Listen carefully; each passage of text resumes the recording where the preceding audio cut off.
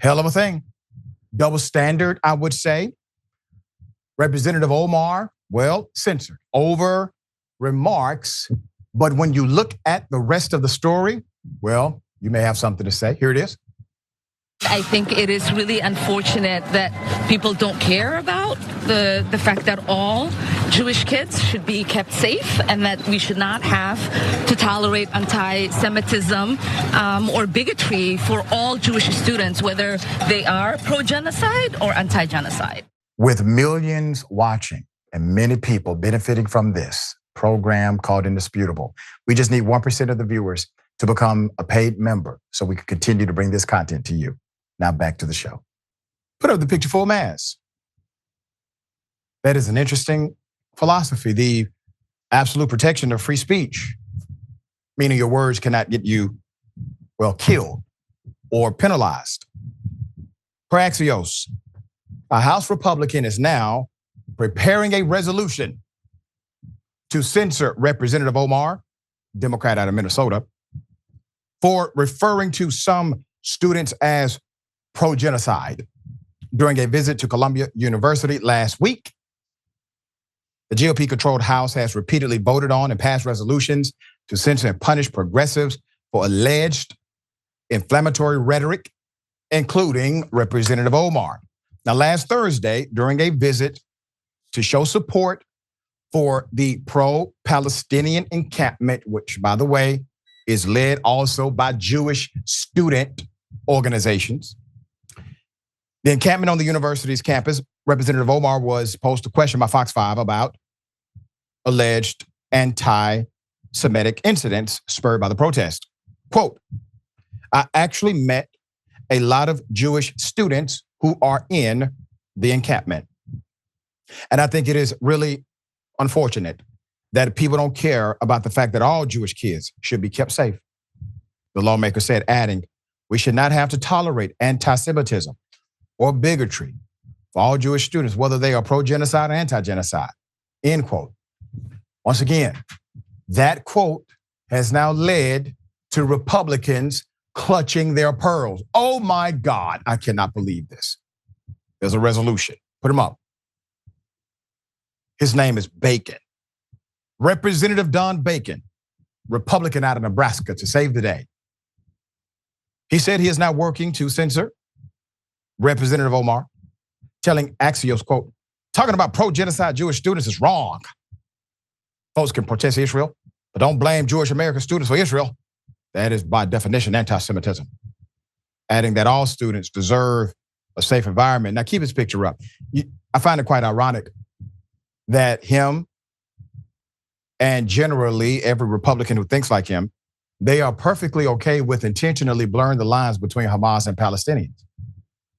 They are okay with you believing that somehow Israel is at war with women and children in Gaza. There is no censure for what he has said, nor his colleagues in the Republican Party.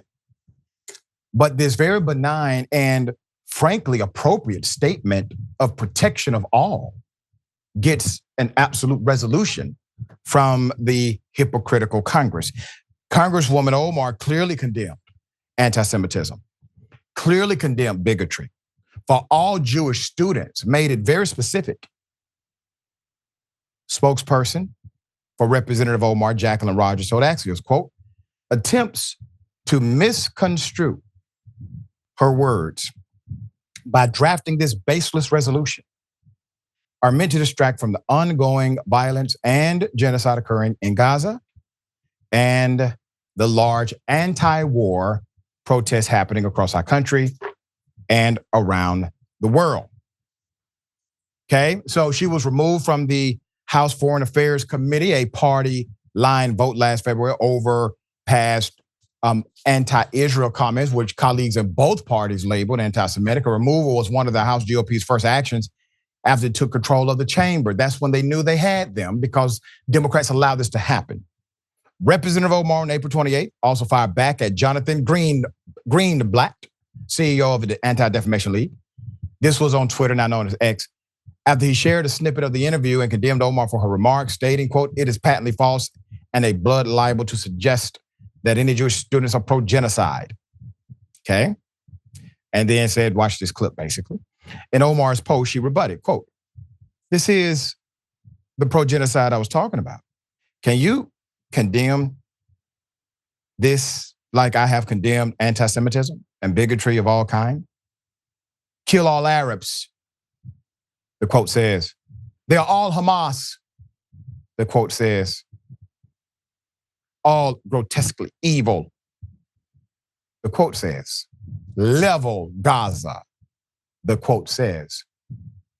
And included a link to this April 24th Intercept article about the Department of Education opening an investigation into the University of Massachusetts, Amherst, in response to a complaint alleging that the school took months to address the harassment of Palestinian and Arab students. Once again, that is an exhaustive article and highlights the reality that she speaks of.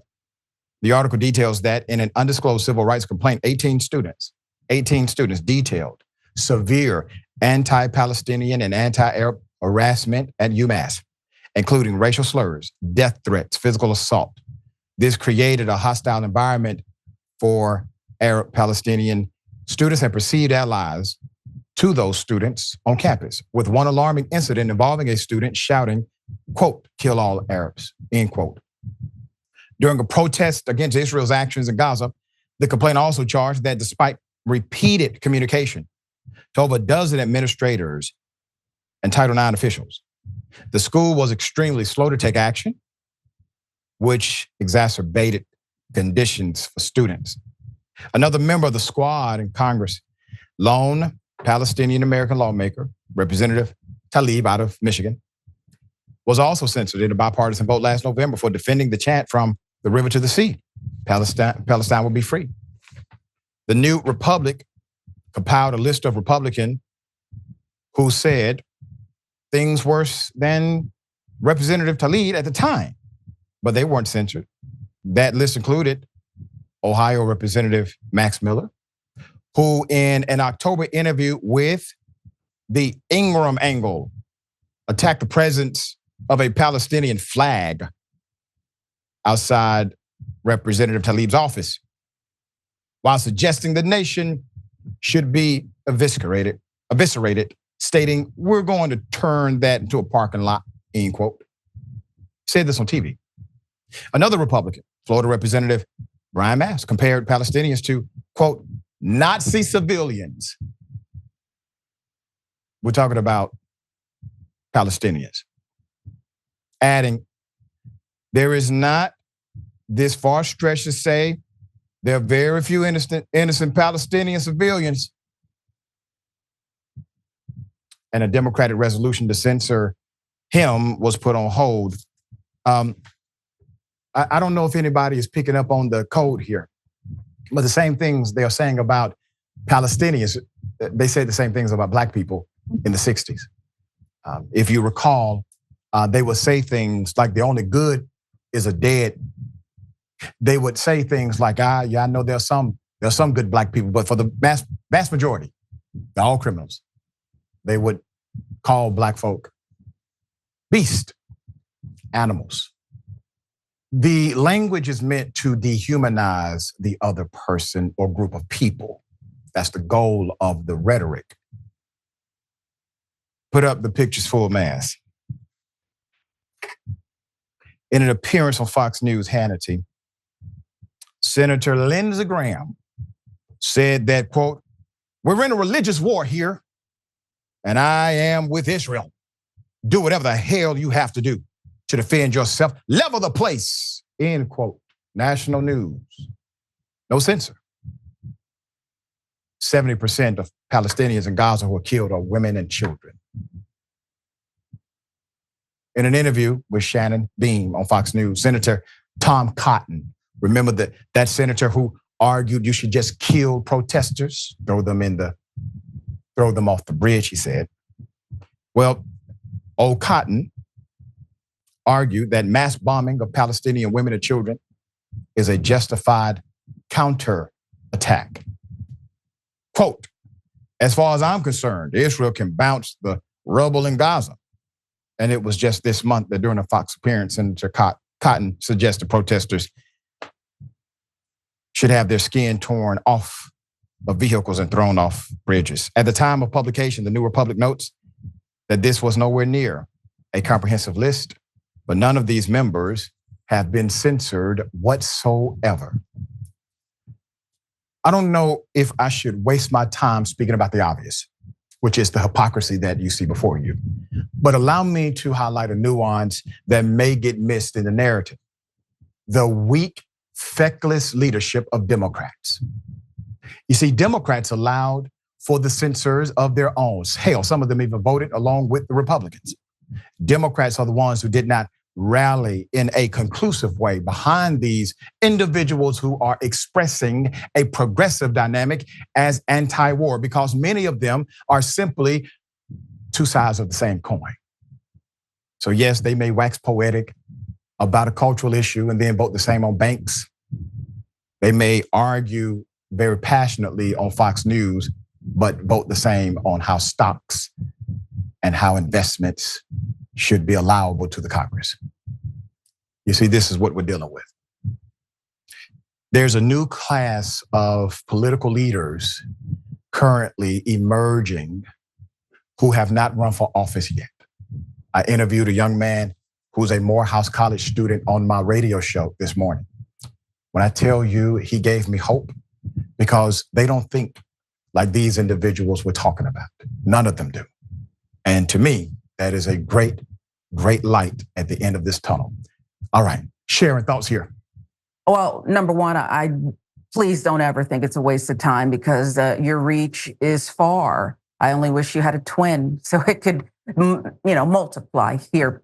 I agree with you. The Democrats have too much fear. They are feckless. I would like, if you'll allow me, Dr. Richey, to add in the media, because what I heard you say is people won't tell the truth, and neither will the media, and they won't challenge them. These students, as you mentioned, all walks of life, faith, many Jewish students are anti-war, anti what they would say is genocide, and they are fighting for what they believe is a righteous cause. That's what's going on here. And I don't believe this misinterpretation, calling them pro-Hamas, is an accident.